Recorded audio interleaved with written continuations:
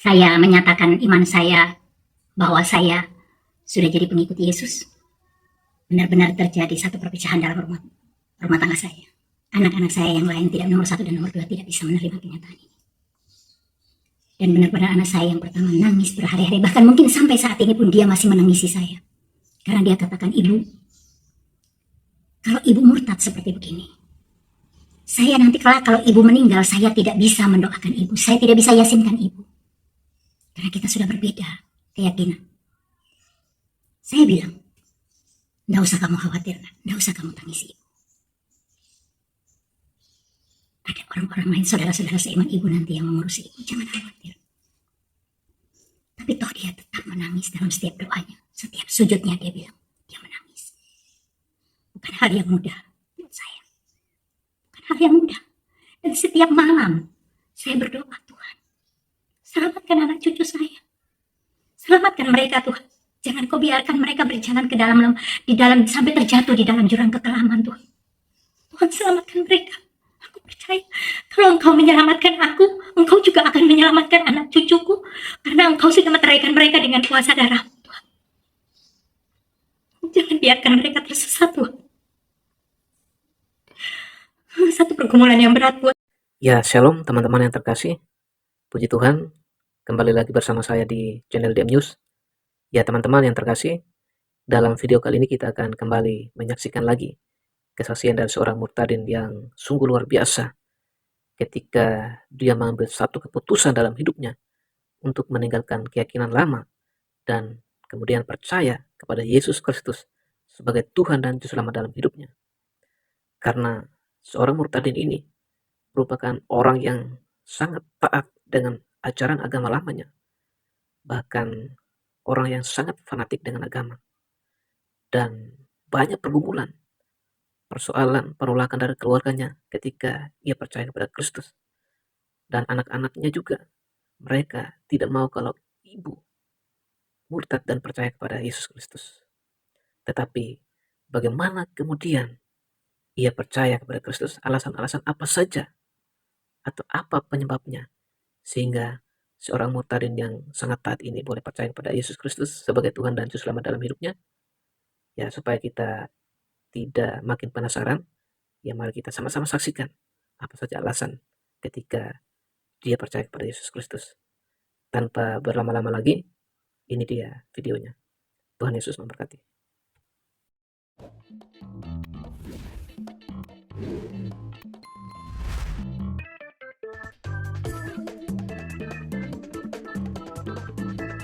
Shalom, jumpa lagi dengan saya di channel yang berbeda.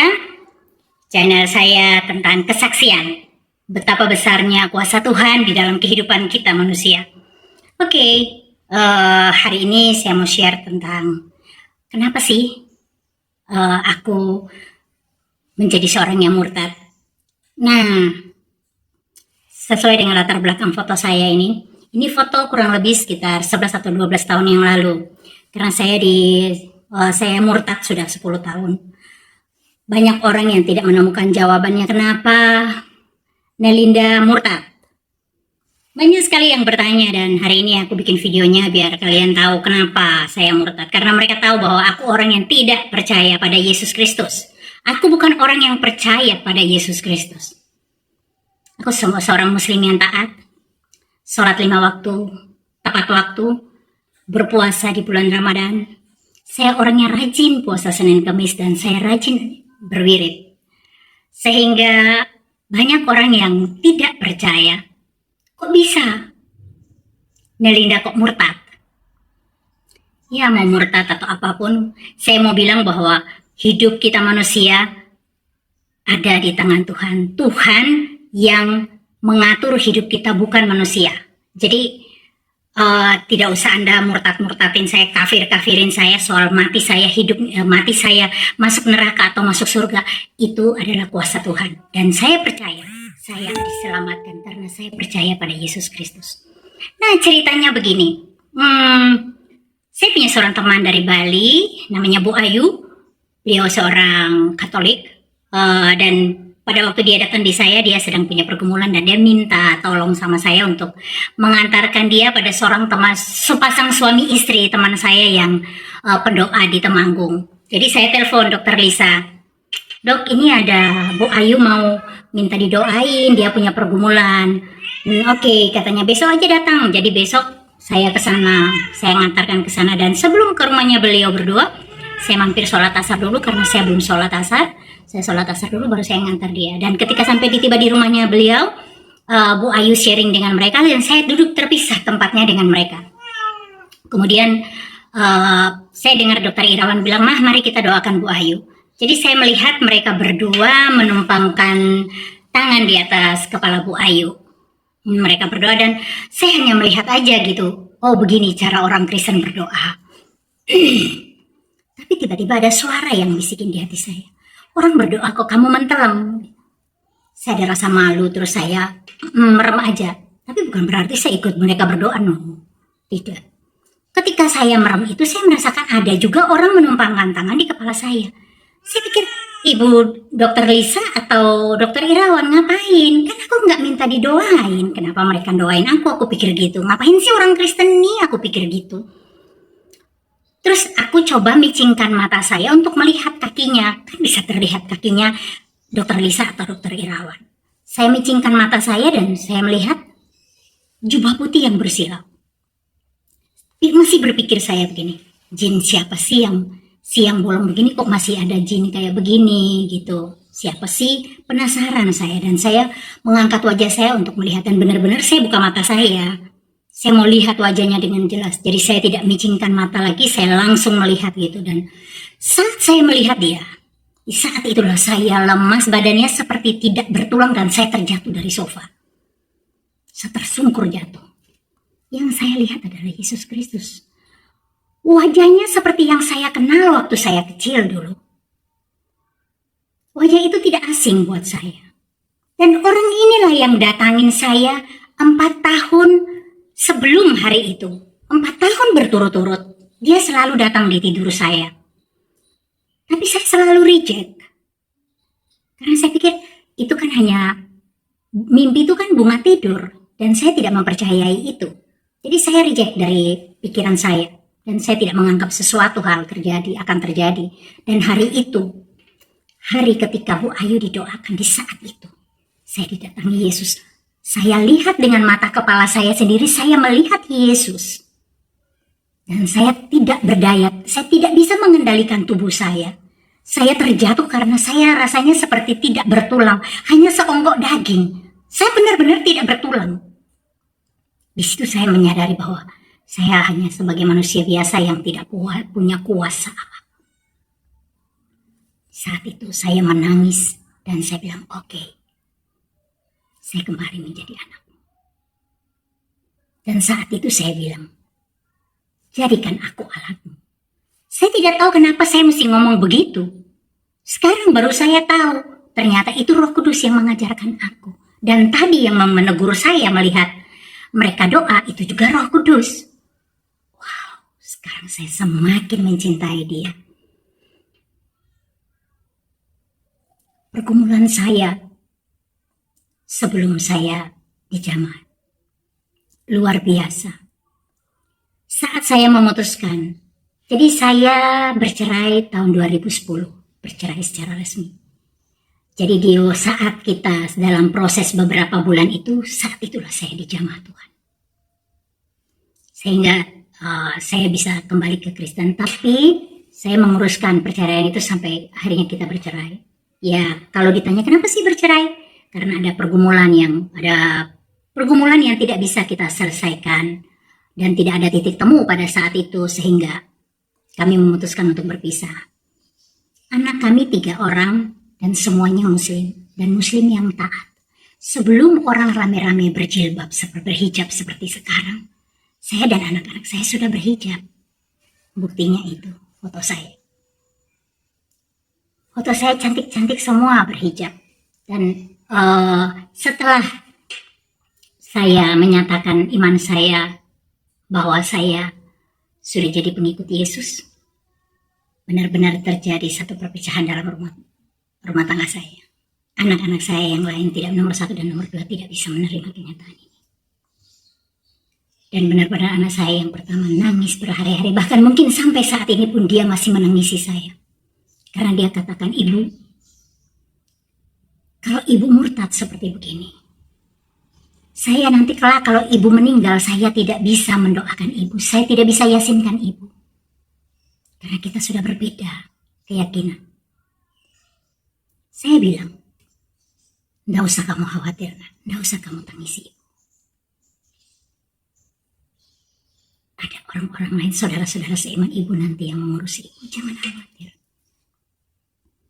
Tapi toh dia tetap menangis dalam setiap doanya. Setiap sujudnya dia bilang, dia menangis. Bukan hal yang mudah buat saya. Bukan hal yang mudah.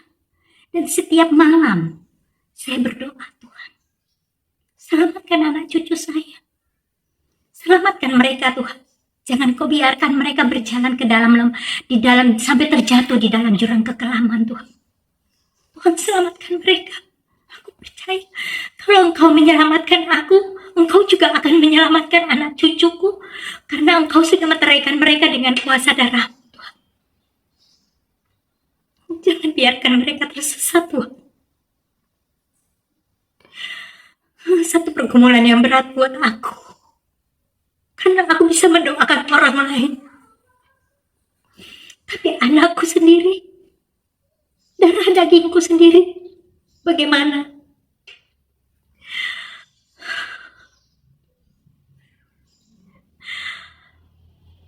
Dulu aku berpegang teguh dengan keimananku, dan aku selalu reject kalau ada teman yang menginjili aku atau keluargaku. Aku berpegang pada satu ayat, dan aku percaya itu.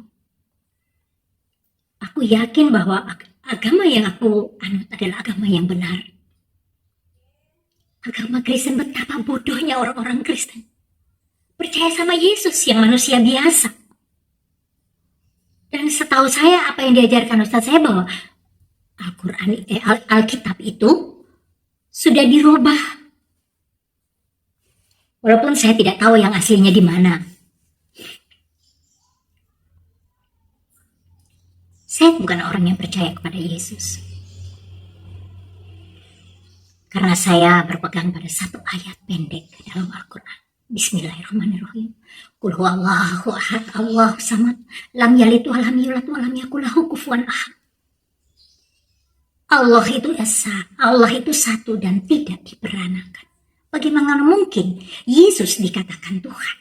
Bagaimana Yesus dipercayai sebagai Tuhan sama orang Kristen? Betapa bodohnya orang Kristen. Buktinya dia mati dan disalibkan. Kenapa dia tidak tunjukkan kuasanya kalau dia memang Tuhan? Atau dilepaskan dirinya dari kayu salib itu kalau memang dia Tuhan? Saya tidak percaya, saya bukan orang yang percaya pada Yesus. Maaf, saya bukan orang yang percaya. Tapi hari itu, saya benar-benar takluk di bawah kaki Yesus. Saya percaya bahwa dia Allah yang penuh kuasa. Allah yang berdaulat dan berkuasa penuh atas kehidupanku. Dia yang mengendalikan seluruh hidupku. Bukan Tuhan yang lain.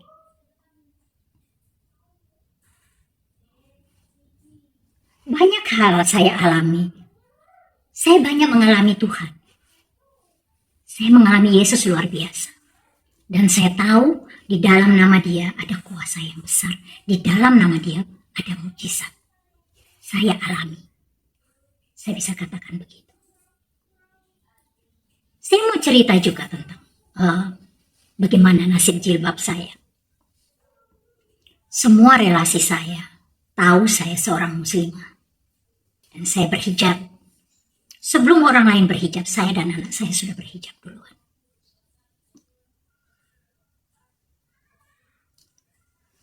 Waktu saya memutuskan untuk mengikuti Yesus, saya masuk ke gereja. Jadi itu kalau nggak salah mungkin kejadian itu hari Rabu atau Kamis sore. Dan saya memutuskan, oke, saya hari Minggu mau ke gereja. Saya ke gereja dengan masih berhijab. Dan saya ketika masuk gereja, tidak ada satupun orang bertanya, "Hei, kenapa kamu ada di sini orang muslim?" Atau pastornya bertanya, "Kenapa sih kamu ada di sini?" Nggak ada yang memperhatikan, bukan memperhatikan, nggak ada yang mengintimidasi atau bertanya gitu. Nggak ada sama sekali. "Ngapain sih kamu di sini? Kamu kan orang muslim, ngapain kamu di sini?" Nggak ada yang bertanya begitu atau yang memperlakukan aku dengan tidak baik. Semua orang yang melihat saya hanya diam dan tersenyum aja. Saya masuk ke gereja, saya berlutut. Dan saya berdoa, "Tuhan, ini aku datang padamu, aku cari Engkau." Beberapa bulan saya lakukan itu. Saya masih berjilbab. Kan ada setahun lah saya berhijab. Sampai satu waktu ada kakak saya dari Papua datang, nginap di rumah saya, dan ketika dia lihat saya berangkat kerja masih berhijab, dia bilang, "Bukankah kamu sudah menjadi seorang Kristen? Kenapa kamu masih berhijab?" Saya bilang, tidak mudah untuk melepaskan ini. Akan membuat orang terkejut. Dia bilang, "Kalau kau tidak mau mengakui Yesus di hadapan manusia, Yesus juga akan menyangkal engkau di hadapan Bapa." Aku terkejut gitu. Oh iya, ada ayat itu. "Oh jangan Tuhan." Aku bilang, "Tuhan Yesus, ampuni aku Tuhan." Terus dia bilang, "Aku tahu kamu bertahun-tahun menggunakan itu, dan bertahun-tahun, puluhan tahun orang tahu kamu seorang muslim. Kamu berdoa minta kekuatan dari Roh Kudus untuk menguatkan kamu untuk bisa mengambil satu keputusan itu."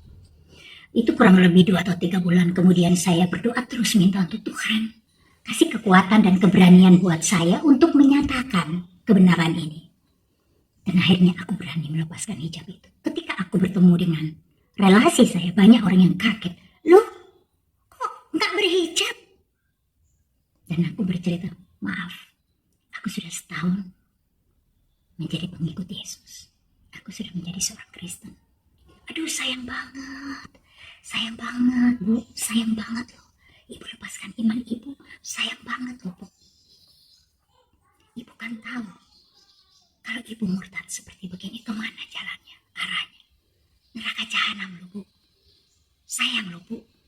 Sayang banget Ibu, sayang banget Ibu." Saya bilang, "No, tidak ada yang perlu disayangkan. Karena aku menemukan Allah yang benar. Allah yang hidup. Dia berkuasa atas kehidupan saya. Dan dengan darahnya yang kudus, dia sudah meteraikan aku. Dan aku tidak akan masuk neraka jahanam. Surga tempatku." Aku bilang, aku percaya itu. Aku sudah diselamatkan. Maaf, ada yang sampai menangis, memohon agar aku kembali. Kenapa aku tinggalkan agamaku? Aku bilang, "Maaf, aku pun ikut menangis, maaf. Aku tahu kamu sayang aku.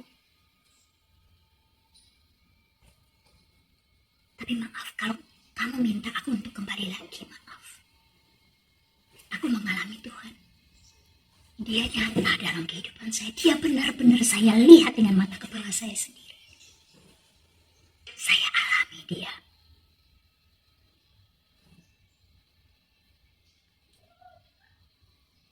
Dan kembali lagi ke anak-anak saya. Pertentangan itu terjadi. Tapi saya mau buktikan bahwa hidup saya jauh lebih baik. Hidup saya jauh lebih penuh damai sejahtera dan sukacita. Dalam kondisi apapun. Dibandingkan dulu saya banyak uangnya, tetapi saya dalam keadaan depresi berat. Bahkan sempat mau bunuh diri. Saya akan cerita di video-video saya yang akan datang. Bagaimana Tuhan menyelamatkan hidup saya di saat saya melakukan percobaan bunuh diri sampai 2 kali.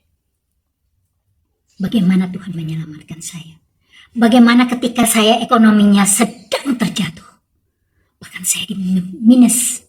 Saya tidak punya uang lagi untuk memberi makan buat anak-anak saya. Tidak bisa membayar pembantu. Saat itu Tuhan turun tangan mengatasi itu. Nanti saya berikan kesaksian saya lagi bagaimana Tuhan menolong saya. Di saat saya sakit, yang sudah harus operasi, bahkan sakit yang berat, Tuhan menolong saya. Saya banyak mengalami Tuhan dibandingkan mungkin orang yang terlahir dari Kristen dan sampai tua dengan Kristennya, tapi dia tidak mengalami Tuhan. Saya banyak sekali mengalami Tuhan. Bahkan di saat corona seperti begini, saya tidak stres karena pekerjaan saya tidak berjalan sebagaimana yang saya inginkan. Tapi Tuhan luar biasa.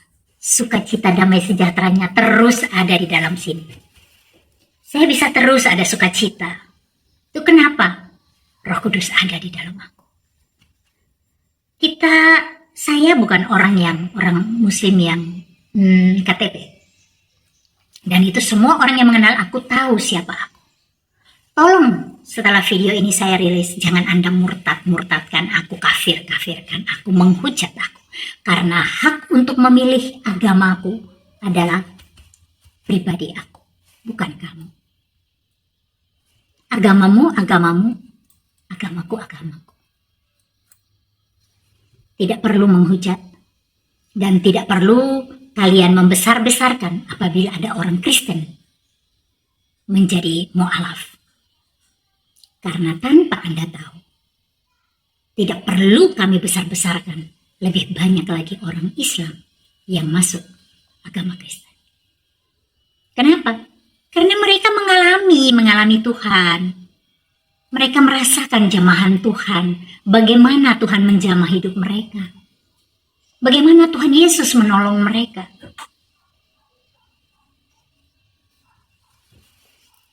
Negara ini negara Bhinneka Tunggal Ika. Milik kita bersama. Bukan milik agama tertentu. Jadi tidak perlu menghujat, tidak perlu mengkafir-kafirkan. Kiranya damai sejahtera dan sukacita dari Tuhan Yesus juga ada di dalam kamu. Setelah mendengar video saya ini. Karena dalam Yesus itu ada damai sejahtera dan sukacita. Dan dia berfirman di dalam Yohanes 14 ayat 6, dia berfirman, akulah jalan kebenaran dan hidup. Tidak ada seorang pun datang kepada Bapa tanpa melalui aku. Bagaimana mungkin kita datang kepada Allah tanpa melalui titiannya ini? Titiannya ini adalah Yesus Kristus.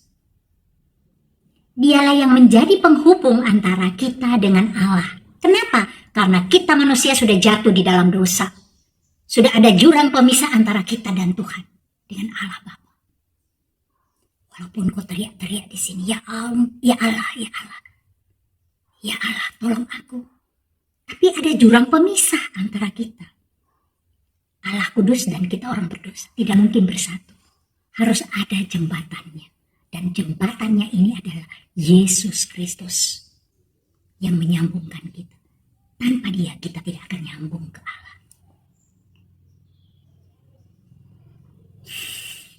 Dan saya bersyukur, puji Tuhan, haleluya. Saya sudah diselamatkan oleh darah Yesus. Terima kasih Tuhan Yesus. Kiranya kesaksian saya ini menjadi berkat bagi banyak orang.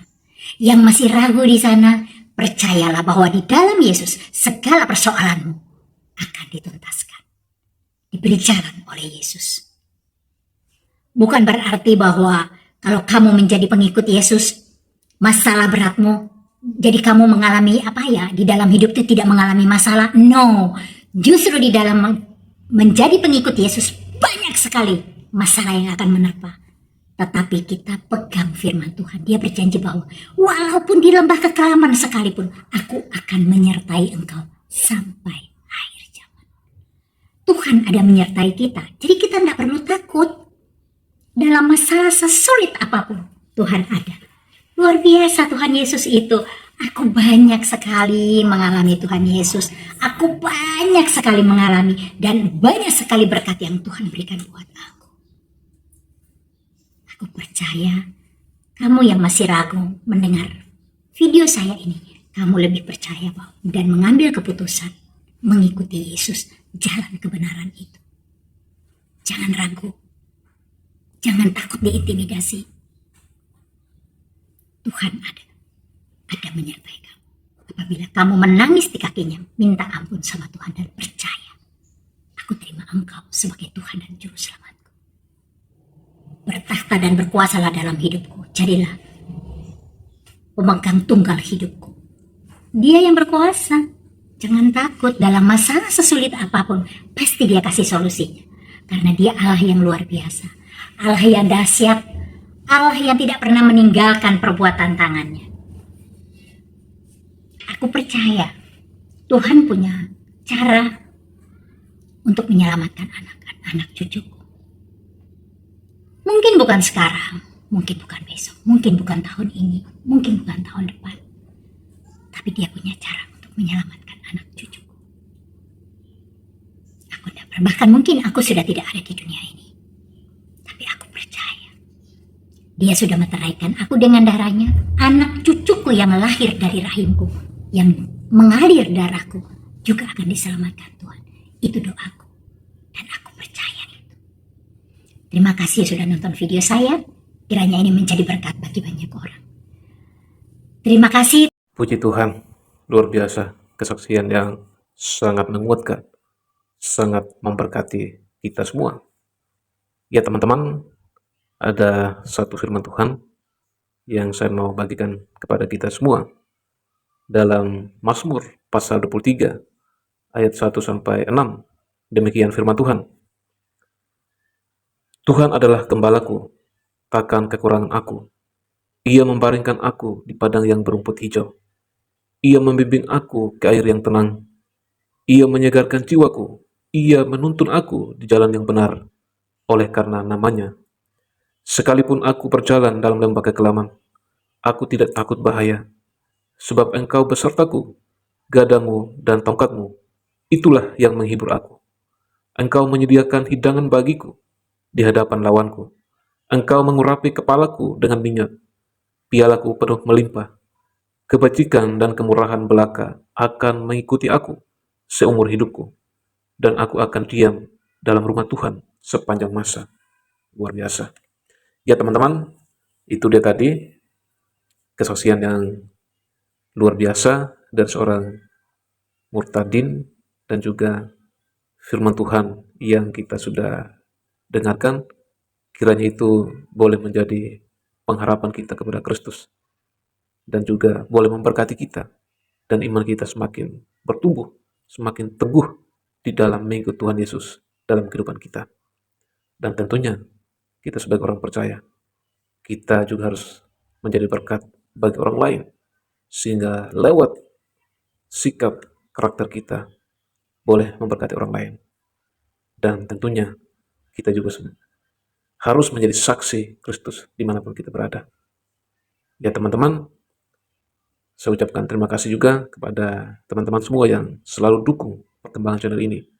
Kiranya Tuhan senantiasa memberkati kita semua. Apapun menjadi pergumulan kita, apapun yang menjadi doa-doa kita percaya Tuhan akan menolong. Tuhan akan menjawab tepat pada waktunya. Asalkan kita yakin dan percaya dengan iman bahwa pertolongan Tuhan tidak pernah terbatas di dalam kehidupan kita orang percaya. Kiranya Tuhan senantiasa memberkati, menolong, dan menyertai kehidupan kita dari saat ini sampai selama-lamanya. Shalom.